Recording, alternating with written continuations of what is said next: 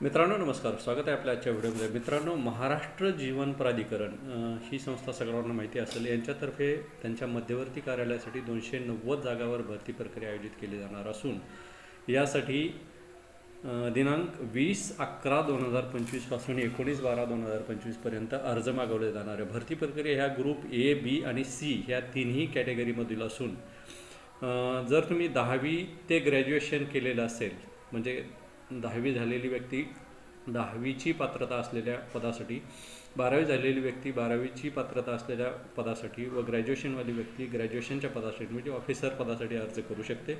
अधिक माहिती तुम्ही त्यांच्या ऑथराईज वेबसाईटवर म्हणजेच mjp.maharashtra.gov.in यावर जाऊन प्राप्त करू शकता.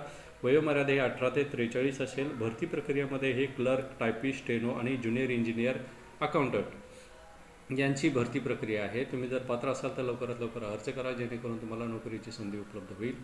धन्यवाद मित्रांनो.